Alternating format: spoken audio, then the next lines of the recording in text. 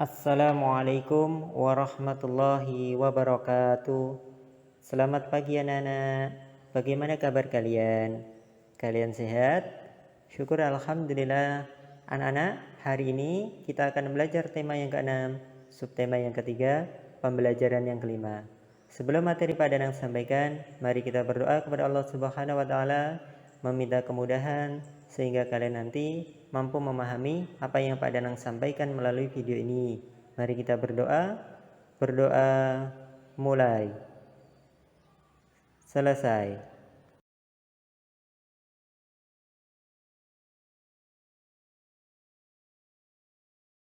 Materi kita hari ini yang pertama, menentukan pokok pikiran setiap paragraf, peralatan rumah tangga berbahan konduktor dan isolator, serta gambar cerita. Buka buku siswa kalian, tema ke-6, halaman 177 sampai dengan 188. Ingatkah kamu cara membuat bolu meranti yang sangat terkenal itu? Ya, adonan bolu itu harus dipanggang ke dalam oven dalam waktu tertentu. Oven adalah alat untuk memanggang kue atau makanan lainnya. Pemanggang atau oven itu biasanya diletakkan di atas kompor. Ada juga oven listrik yang menggunakan listrik sebagai sumber energi. Sore itu, Benny tidak sabar menunggu hasil kue kering yang dibuat ibunya. Ibu tampak memasukkan 2 loyang kue kering kesukaannya ke dalam sebuah oven. Ibu harus menunggu beberapa saat sampai oven itu panas, sebelum memasukkan kue di atas loyang itu. Tahukah kamu, bahan apa yang digunakan untuk membuat oven atau pemanggang milik ibunya Benny? Proses perpindahan panas apa sajakah yang terjadi dan perlu diperhitungkan untuk membuat dan menggunakan alat tersebut? Bagaimana dengan peralatan lain di rumahmu? Terbuat dari bahan apa sajakah alat-alat tersebut? Mari kita simak teks bacaan berikut ini. Bahan konduktor dan isolator di sekitar kita. Barang-barang dalam kehidupan sehari-hari banyak yang memanfaatkan sifat benda sebagai konduktor atau isolator. Benda apakah itu? Selimut dan panci merupakan benda yang memanfaatkan sifat ini. Bagaimana cara kerja selimut? Selimut merangkap udara. Udara adalah isolator sehingga tidak menghantarkan panas yang keluar dari tubuhmu. Dengan demikian, badanmu tetap terasa hangat. Jaket dan sarung tangan wol memiliki cara kerja yang sama, yaitu untuk memerangkap udara agar badan tetap hangat dan tidak kedinginan. Bagaimana dengan panci yang biasa digunakan di dapur? Panci terbuat dari bahan logam, misalnya aluminium. Aluminium merupakan penghantar panas yang baik. Panci akan menghantarkan panas ke makanan yang dimasak. Ada bagian pada panci yang justru berfungsi sebagai isolator. Pegangan panci terbuat dari plastik. Plastik merupakan isolator, sehingga kamu tidak akan kepanasan ketika memegangnya. Oven atau pemanggang juga menggunakan prinsip perpindahan panas secara konduksi. Dengan menggunakan bahan konduktor seperti aluminium, diharapkan panas dari sumber panas seperti kompor tidak keluar, sehingga panas tersebut dapat mematangkan kue atau masakan yang dipanggang. Pemanggang biasanya berbentuk kotak dan tertutup. Bentuk yang tertutup ini ingin memaksimalkan panas untuk mematangkan makanan secara merata. Mesin mobil dan motor terbuat dari bahan yang dapat menghantarkan panas. Mesin memerlukan panas untuk memperoleh kinerja mesin yang ideal. Mesin juga memerlukan energi listrik sehingga perlu bahan konduktor sebagai penghantar listrik. Kamu tentu memiliki setrika di rumah. Dahulu, ketika listrik belum banyak digunakan, masyarakat menggunakan barang arang sebagai sumber energi. Arang hitam dibakar terlebih dahulu, sehingga menjadi bara baru, kemudian dimasukkan ke dalam setrika. Setrika ditutup dengan pegangan yang terbuat dari kayu. Biasanya, setrika arang ini terbuat dari tembaga yang berat. Berbeda dengan setrika listrik yang digunakan saat ini. Sumber panas berasal dari aliran listrik yang memanaskan kumparan di bagian bawah setrika. Agar panasnya sampai dari kabel listrik ke pakaian, maka pada alas atau bagian bawah setrika dibuat dari bahan logam. Sedangkan bagian pegangan setrika terbuat dari plastik yang bersifat isolator. Mari simak pula teks berikut ini. Gambar cerita. Gambar cerita adalah gambar yang menunjukkan kegiatan orang-orang atau binatang-binatang dalam suatu peristiwa. Gambar cerita dapat ditemui pada buku-buku cerita, terutama untuk anak-anak, untuk menceritakan sebuah peristiwa, baik peristiwa yang benar-benar terjadi atau cerita imajinasi. Bagaimana gambar cerita dibuat? Menggambar cerita dapat dilakukan dengan teknik kering dan teknik basah. Alat dan bahan untuk menggambar cerita dengan teknik kering menggunakan beberapa alat, misalnya pensil, kapur, krayon, atau bahan lain yang tidak memerlukan air.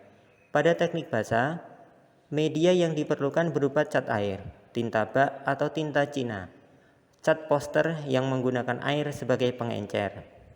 Teknik kering. Menggambar cerita dengan teknik kering tidak perlu menggunakan pengencer seperti air. Cerita dibuat langsung pada kertas gambar. Mula-mula dibuat sketsa atau rancangan gambar yang menggambarkan sebuah cerita. Setelah itu diberikan garis atau warna sesuai dengan media kering yang digunakan. Beberapa contoh media kering yang biasa digunakan antara lain pensil. Pensil yang digunakan dalam menggambar cerita biasanya adalah pensil ukuran 2B sampai 6B. B. Krayon. Krayon memiliki beragam variasi warna. Krayon merupakan campuran lilin dan bahan pewarna yang aman untuk anak-anak. Krayon digunakan untuk menggambar cerita yang memerlukan variasi warna. C. Pulpen atau spidol. Pulpen atau spidol juga digunakan untuk menggambar cerita dengan karakter yang tegas pada garis-garis. Perhatikan salah satu gambar cerita di samping.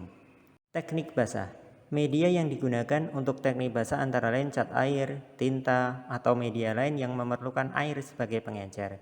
Cerita dibuat dengan cara membuat sketsa pada bidang gambar 2 dimensi berupa kertas.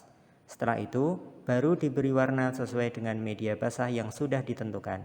Teknik basah memerlukan beberapa alat dan bahan seperti cat air, cat poster, tinta bak atau tinta Cina, berbagai jenis kuas, dan palet cat air. Berikut ini adalah contoh gambar cerita yang dibuat dengan menggunakan teknik basah karya Widyatno. Tugas yang pertama, bahasa Indonesia. Berdasarkan bacaan bahan konduktor dan isolator di sekitar kita, tuliskan hal-hal yang kamu pahami dari setiap paragraf pada bacaan dalam sebuah kalimat. Kalimat-kalimat tersebut akan mewakili isi dari bacaan yang kamu baca. Tuliskan pada tempat yang telah disediakan. Tugas yang kedua, IPA. Perhatikanlah beberapa peralatan yang ada di rumahmu. Jika kamu perhatikan, ada beberapa peralatan yang menggunakan bahan isolator dan konduktor sebagai bagian dari peralatan tersebut.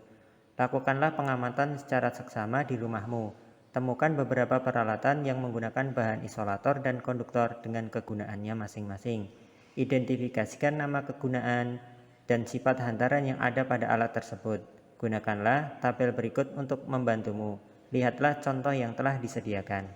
Nama alat dan bagiannya. Pegangan panci. Bahannya plastik. Kegunaannya untuk membuka dan menutup tutup panci. Sifat hantaran isolator. Kita simpulkan materi pada pagi hari ini. Bahasa Indonesia. Pokok pikiran merupakan gagasan yang mendasari sebuah cerita. IPA. Konduktor adalah benda yang mudah menggantarkan panas, contohnya oven, wajan, panci. Isolator adalah benda yang sulit menggantarkan panas, contohnya kain wol, kayu, plastik, dan karet. SPDB. Gambar cerita adalah gambar yang menunjukkan kegiatan orang-orang atau binatang-binatang dalam suatu peristiwa.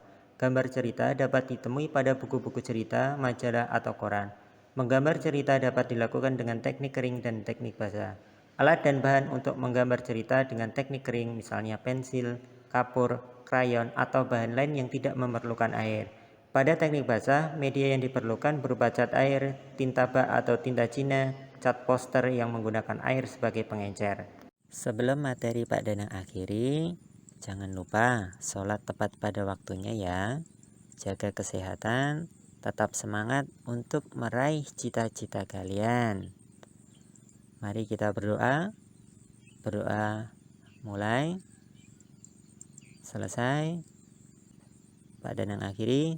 Assalamualaikum warahmatullahi wabarakatuh.